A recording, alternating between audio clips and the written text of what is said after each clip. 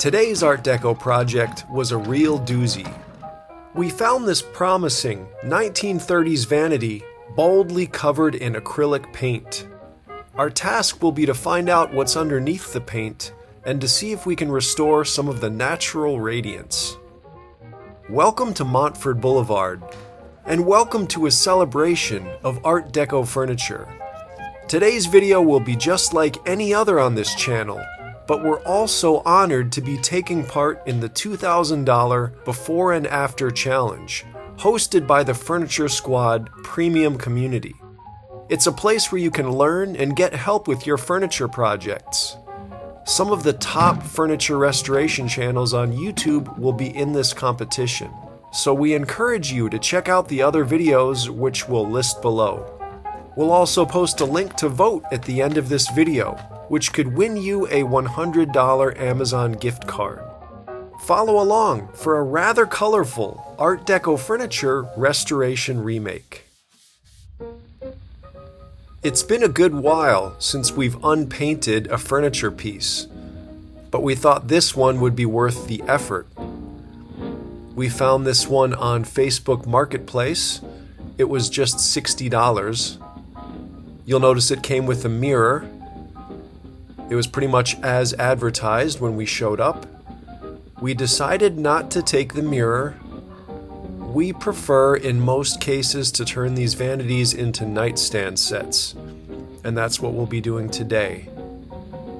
What was really special about this vanity was the triple waterfall.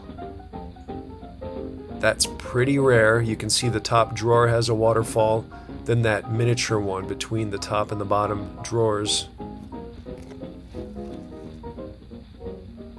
Only one handle was left. That's a pretty compelling Art Deco handle. It's too bad that's all that was there. We will not be able to use that, but we have quite a collection of Art Deco handles, so that's not a problem. The insides of the drawers are not that bad.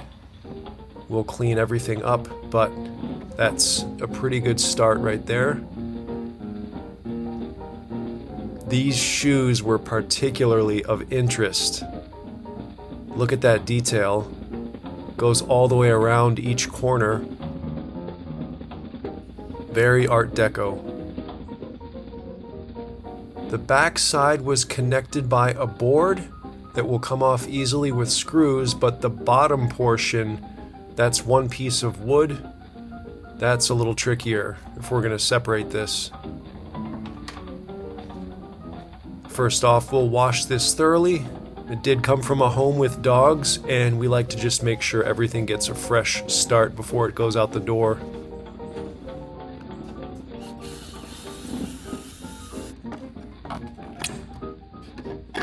That first support came off very easily. Now we're looking to make a cut on both sides. Laid down some cardboard for protection. We almost always pop off these caster wheels. They're just not really practical for today's purposes.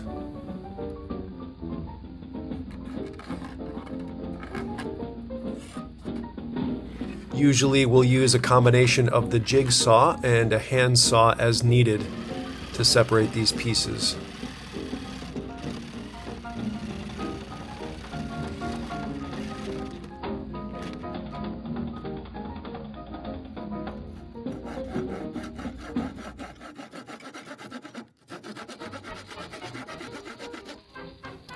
It really wasn't that bad. We've learned how to do minimal damage as we separate these pieces now.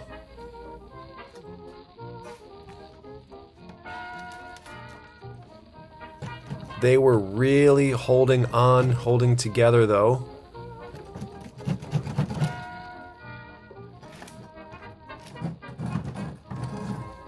Could see that there were some very significant nails. But look at that veneer. That's looking pretty.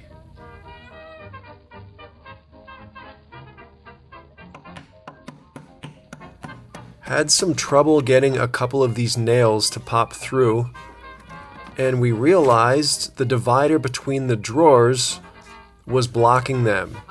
So that means those nails went through before that drawer divider was put in place. It's bumping up against the wood there. So instead, we're going to pull them back out, pop them out as far as they'll go, then cut them off with a hacksaw, and use one of the nails to tap it back down in there. Later, we'll put some filler over top of that. If you have a better solution, would love to hear it.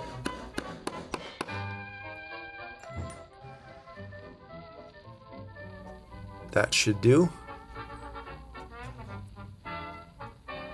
Getting right into the stripper. It's always so messy and smelly.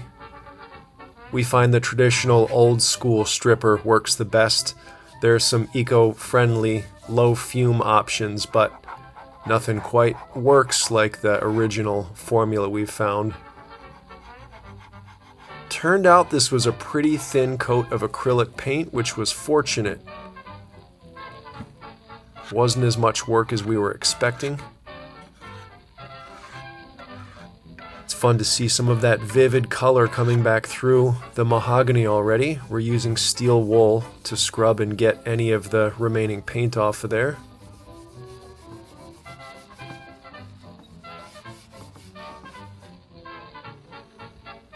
Now looking at the tops, and this is when we realized this might be ribbon mahogany, just for those top waterfalls. This is that smaller waterfall on the face, and the feet, of course, we've got a brush.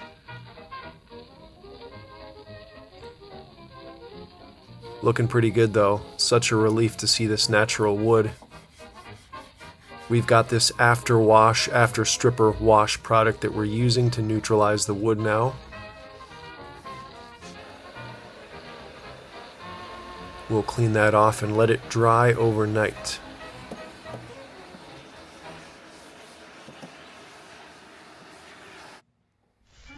Next day here, and look at how clean that's looking already. That wood is so dry and thirsty though, so we can't wait to revive it. Looking at the drawer fronts, and here are the center pieces. We won't be using them today, but we are going to preserve them for possible future use. The green paint was a little bit more difficult to get off than the purple. Sanding now, and really need to be careful with the orbital. This is the way to get the wood as clean as possible, but it's always a bit of a gamble. You don't want to get a burn through.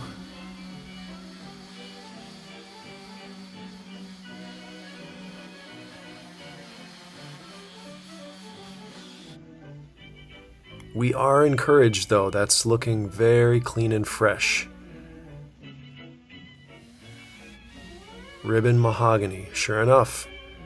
Look at the inlay wood on the sides.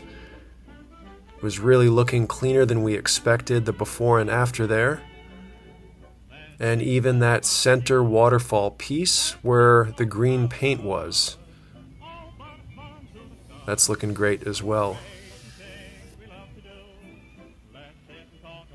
Now it's time to fill some of those gaps using Titebond 2 wood glue. Cut these strips from leftover wood that we had. Next, masking, and we'll use Bondo. We've been experimenting with Mohawk brand wood putties recently. They work very well. Bondo's just a little bit quicker and easier to use though, and it dries just as hard. Just as workable and sandable.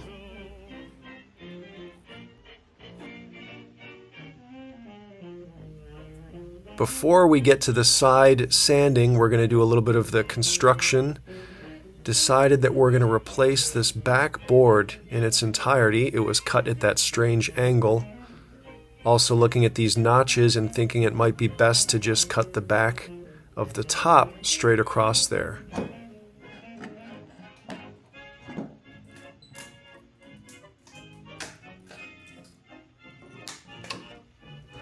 Came off quite easily. fortunately.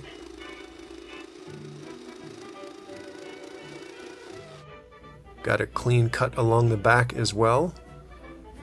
I'll sand that a bit just to get it smoother.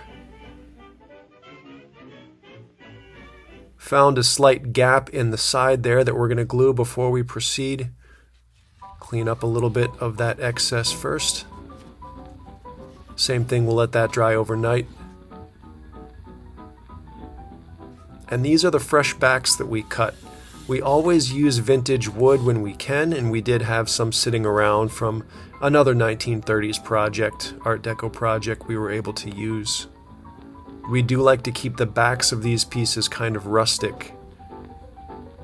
So here's another piece of leftover trim. What we're thinking is it will help us extend. Doesn't line up perfectly, but that's close enough. We can carve the rest, and we'll use a little bit of Bondo to shape it as well. There's a notch that we cut off. That should be close enough to get started. Got that sanded clean. I'm going to use a nail to attach it.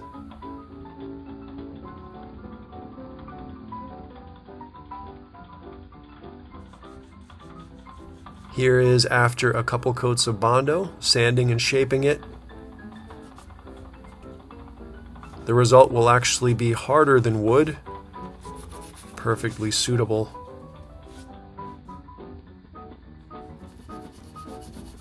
Getting these shoes nice and clean too. Boy, those things are a joy. Got a little bit more sanding to do. Just looking at how gorgeous these drawer fronts are. We've filled the holes. We're working on choices for handles, and we will need to re-drill.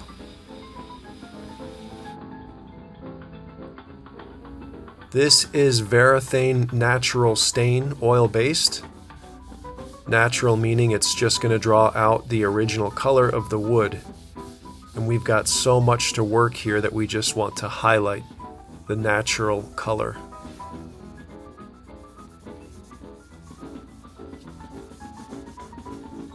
Same thing on the sides here. Natural Varathane stain.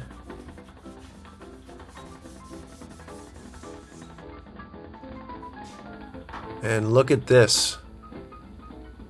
Quite a nice preview. We're going to let that stain dry overnight.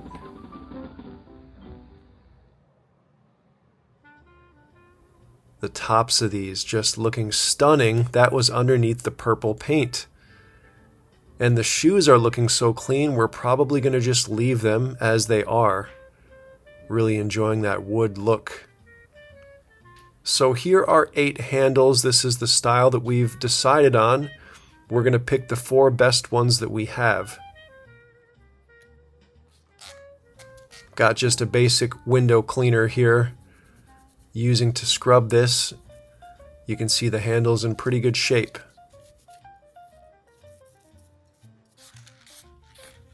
We are now dusting it with black lacquer.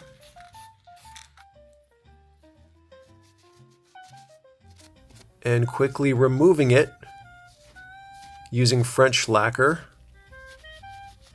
And it gets that nice antiqued look.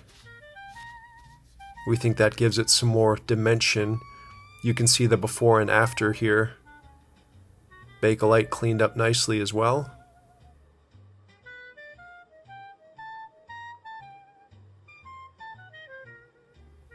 And here's after a couple coats of lacquer. Really enjoying this wood. Hard to stop staring at the tops. And we will do some touch-up shortly to continue that trim. First, we'll take care of the handle holes that we filled.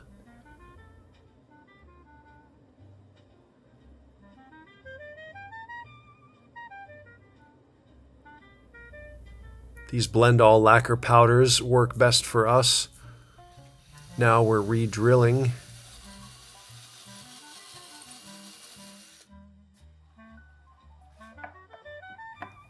And once we popped these handles on, they weren't original to the piece, but they are vintage 1930s, and look at how those colors match. Amber and brown and yellows.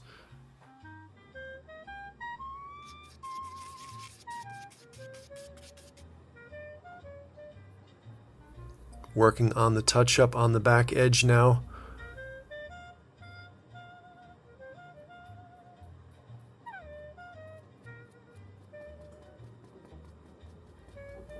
A little bit of the French polish technique with the balled up rag and some French lacquer.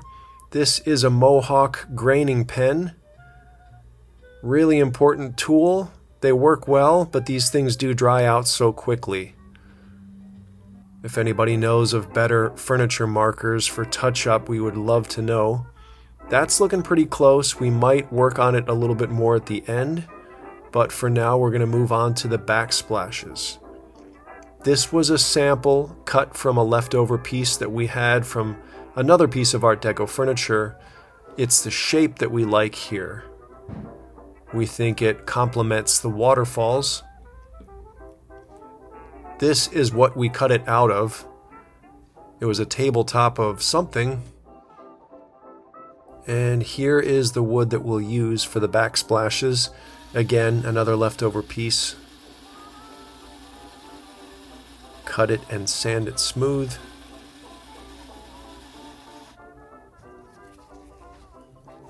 Here's the result. Had a little bit of a sand through at the bottom, but that doesn't really matter. That's going to be hidden. This was antique mahogany gel stain. We think that will match the top fairly closely. After that stain dried, we added a couple coats of lacquer, and here's the result. We also used the lacquer powders to add a color similar to the trim. And that's looking like a fairly decent match. Again, complementing the waterfalls and the curves.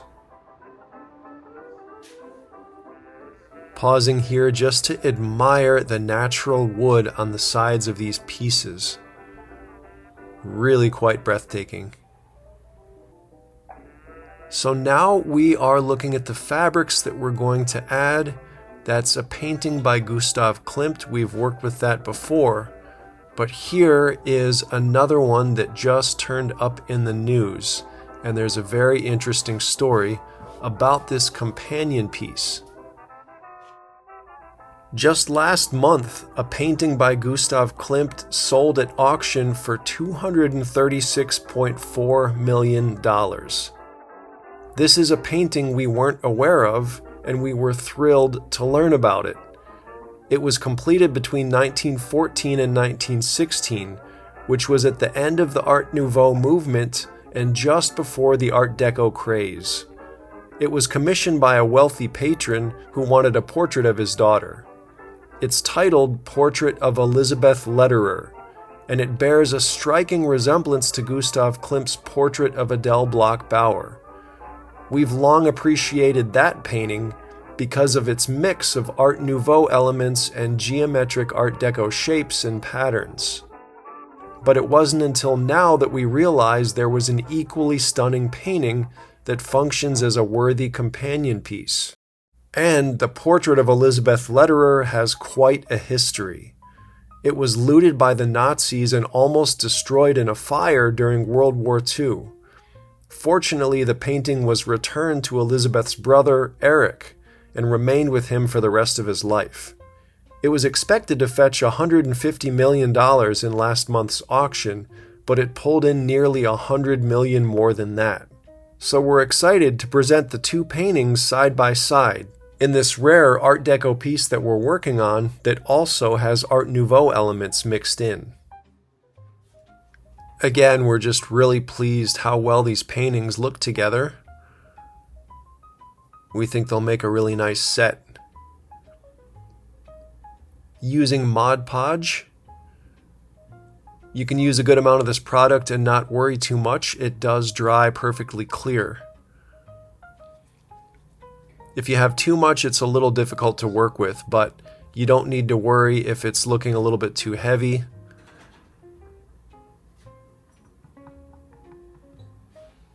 Gonna pat that down, use a squeegee, make sure all of the wrinkles are removed.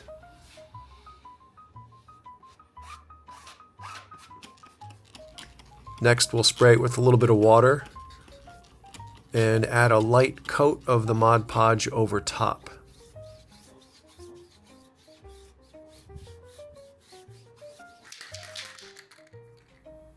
Once that dries, we are adding a thin black border. This is just 1/2 inch black lacquer here, Mohawk brand.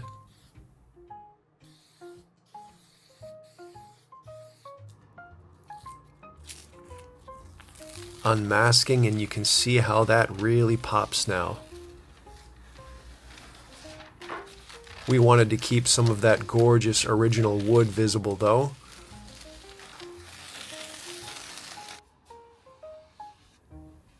Looking fresh. And the painting that we're so excited about, that we've only known about for about a month now, looking vivid as well. All that's left to do is pop the drawers back in. And with that, she's ready for her close-up. One more look at the before and the after. We're giving the choice to display the gorgeous natural wood or these exquisite paintings by Gustav Klimt. It's hard to believe that wood this brilliant was hiding underneath that purple paint. This set is available for purchase in our store, and we can get it to you before Christmas. Here's the link to vote for the $2,000 before and after challenge. You have a month to cast your vote, so please watch the other videos. Thanks so much for liking, subscribing, and for your comments and feedback. All of it helps our channel. We'll be back again soon with another Art Deco furniture project. But you're welcome back here at Montford Boulevard anytime.